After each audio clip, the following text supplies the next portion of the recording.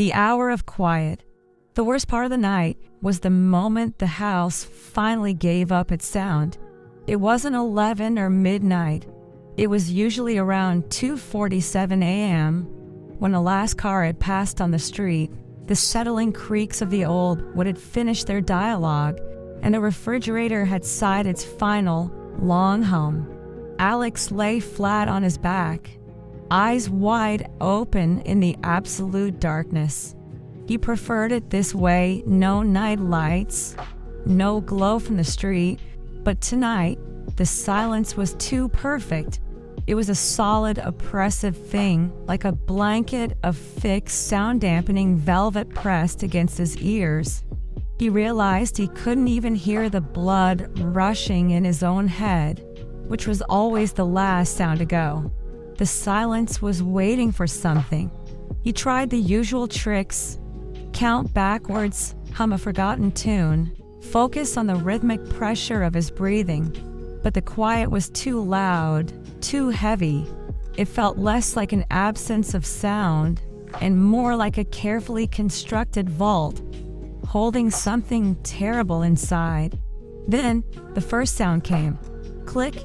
It was tiny, pin-prick small, and it seemed to come from directly above the center of the ceiling. Alex froze, heart suddenly a frantic, fluttering bird. A house makes noise. A floorboard, a pipe, a branch scraping.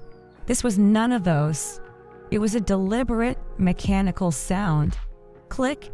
It happened again, maybe 5 seconds later, and closer this time, seeming to emanate from the shadowed corner near the closet. It sounded like the low, faint snapping of a fingernail against plastic, or perhaps the movement of a miniature gear. It was methodical, not random. It was measuring click, click. Now it was faster, 2 rapid taps that felt impossibly close, perhaps already on the bedside table. Alex knew, with the cold certainty that only hits in the dark, that whatever was making the noise wasn't just moving. It was closing the gap. It had started at the farthest point and was sequentially marking the distance between itself and him. His eyes strained into the blackness, searching for any shape, any shift in the infinite gray.